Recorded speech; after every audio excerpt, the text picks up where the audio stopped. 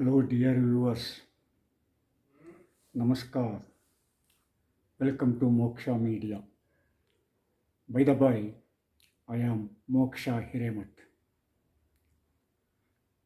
Language and literature are inseparable. We can say this nowadays, but once upon a time, they have their own importance. Language and literature are separated nowadays. That means we know there is no literature without language and there is no language without literature. But once upon a time, in the evolution of language, whatever used in the language, it becomes a literature. As the time goes on and on, we have scripts. When we record the feelings and thoughts of a generation or a society, of course, we use those scripts. And from that time onwards, we have the spoken form and the written form. At the time of spoken form, we simply use only the things from mouth to mouth. Whatever we say it, and listener understands and he reacts and it spreads from mouth to mouth, from generation to generation. Many times those words themselves become good words and they grip the heart of the listeners. When they grip the heart of the listeners and ennoble the mind of them, automatically they are stayed in the minds of the people forever and ever. But it is not in the written form, written in the spoken form, so we say it is a folklore. This folklore doesn't have one writer or one poet. Many persons, many creators, sometimes the society itself involves in the creation of this folklore. That's why we don't have any names of a particular person when we read the folklore. But you cannot say it is not a literature. It is a literature, no doubt about it. But it is literature created by a group of people or by a society. As the time goes on and on, when scripts are invented, the nature of the literature is different. You see, in the beginning, language itself is there, but it doesn't have any script. Even today, so many languages are used in the world, but they don't have script. They use the script of others, or they simply don't use any script except the spoken form of language. That is, the invention of the script is a later phenomenon. The language may be invented or the language may be evolved since so many centuries. But the invention of the script is a latest one compared to the evolution of language. So, when we try to hold the sounds of a word in the script form, the nature of the language becomes different. So, from that time onwards, man tries to record in scripts whatever is said, whatever is uttered, whatever is beautiful, whatever is poetic. So, when the words recorded in the form of the script grip the minds and heart of the people, automatically they have their own niche and they have their own listeners, and they ennoble the mind and hearts of the listeners, and automatically they have got their own place in the society. So we say that is a literature. That is, one should have aesthetic sense, one should have a talent, but aesthetic sense and talent is not enough. In addition to that, he should have a skill and purpose to express that talent and that aesthetic consciousness. When one has a purpose and a skill and aesthetic sense and a talent, automatically it gives a new shape to the language. So, from that time onwards, we talk of the literature. That literature means it is written, not spoken. At what time written form is differed from the spoken form is very difficult to trace it. But anyhow, written form of literature is differed from the spoken form as the time goes on and on. But that doesn't mean language and literature are different. No, language boosts the literature and literature also boosts the language. It is reciprocal, it is mutual. One gets boost from other, and by that they show the civilization and culture they have in their society. Of course, civilization is external, culture is internal. When these two things are mixed together or mixed properly, when they are expressed in a finer way with aesthetic sense and ennobility of mind, automatically that forms the literature. So like that literature is developed. But anyhow, now when we say literature, it is referred to the written form. Of course, there are so many developments. Yet at what time literature evolved is very difficult to trace it. It is difficult in every language. And of course, Kannada is not an exception to this. It is very difficult to say at what time literature is evolved in Kannada literature. We have the history of before common era of 300 years. Of course, more than that also, but it is not yet confirmed. But at that time, there is no written form, but especially written form becomes popular from the era of Ashoka, the great emperor of India. He used Brahmi script in the language of Pali, and he carved the rock edicts here and there. That is, we have these three things to become a literary piece generally. That means one should have listeners, one should have scholars, and one should have the talent or aesthetic sense. Or we have to say another thing, one should have a pattern.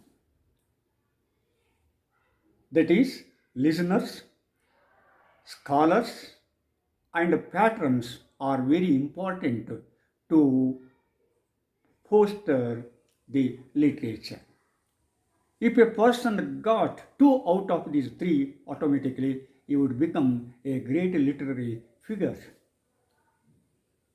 We can see in case of Pampa, Panna, Ranna, or whatever persons may be. See, they have their own patterns. You see, in the olden days, we can try to trace the literature, the origin of literature, on the basis of the sayings of a particular language in another language, number one. Number two, rock edicts and inscripts. Number three, Kaviraja Marga. And number four, what is written in the language also.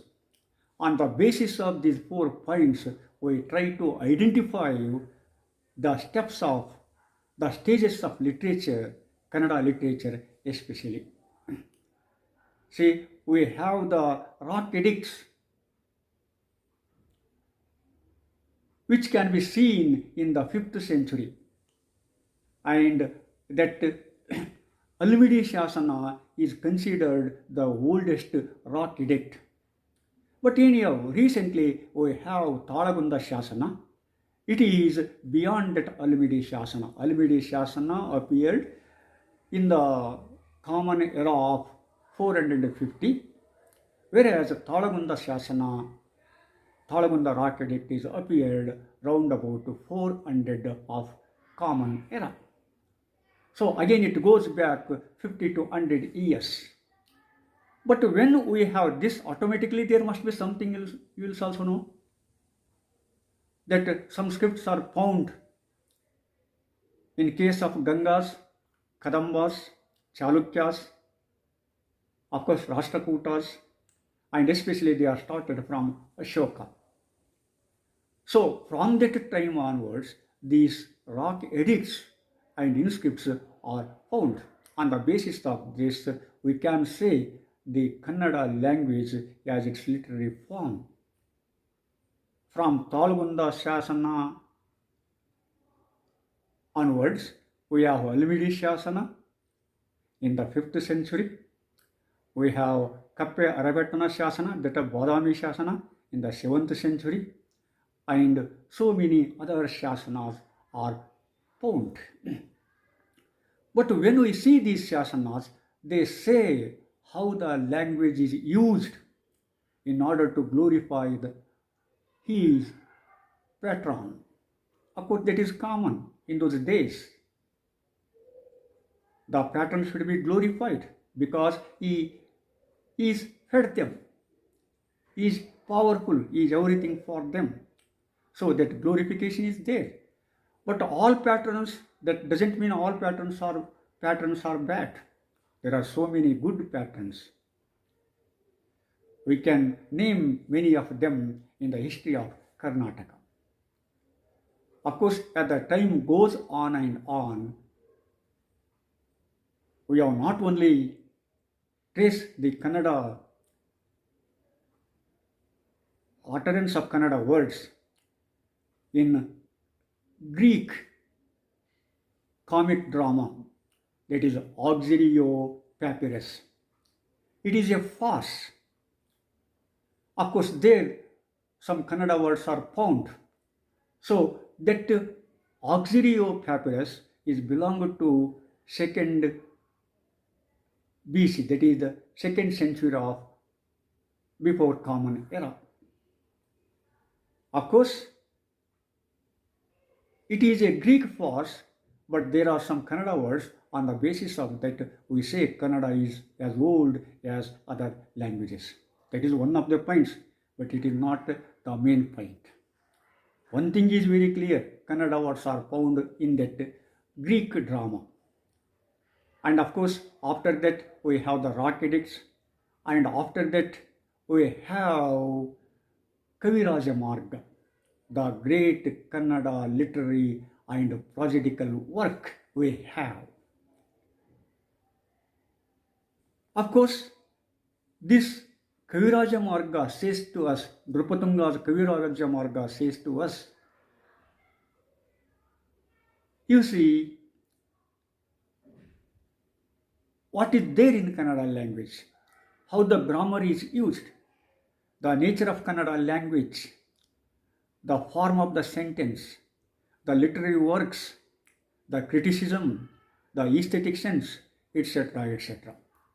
In all the sense that Kaviraja Marga is a matured literary piece. And when in the common era of 850 or 9th century that Kaviraja Marga is written, then there must be some other works before that. But those works are not found even today. So that's why we have taken Kaviraja Marga as the basis to identify the literary evolution of Kannada literature. As the time goes on and on, we have developments in Kannada literary field. And in addition to that, we have some works which said something about Kannada language and literature. Especially here we have to mention Gatha Sapta Sati of Alaraja, who is related to Shatavahana kingdom. Of course, some people say it is in Prakrit language. Even though it is in Prakrit language, it says something about that Kannada language and literature. So like this, we try to identify the origin of Kannada literature on this basis. But these things are not enough. These are the things only tried to understand the evolution of Kannada literature, because the evolution of language and literature is very important in order to understand the present day literary trends. And of course, this is an effort to trace the evolution of Kannada literature and language. Because without tracing the history of Kannada literature and language, you cannot come to a particular point and you cannot interpret the trends we have nowadays. Now we have so many developments in the field of Kannada. Kannada is the richest language in India, no doubt about it. It has got so many poets, and 8 Jnanapita awardees are there in Kannada. And no language in India has got this Jnanapita award as much as Kannada literary figures. We are very proud of it. It shows the richness of language. It shows the civilization and culture of the language. It shows how Kannada literary field is matured and how the persons have the taste and etc. etc. So in the background of this, it is better to study the literary pieces in the history of Kannada literature. That is what we have to keep in our mind while commenting, while criticizing Kannada literature or the pieces of Kannada works. There must be a criticism, but it should be proper. It should be nobler. It should enhance the literary field and language field. Such a sort of criticism should be welcomed. But anyhow, that criticism should be attain such a sort of height in our literary field. Of course, it is a time factor. Anyhow, this is what I have to say regarding the evolution of Kannada literature. Dear viewers, see you in the next episode and namaskar.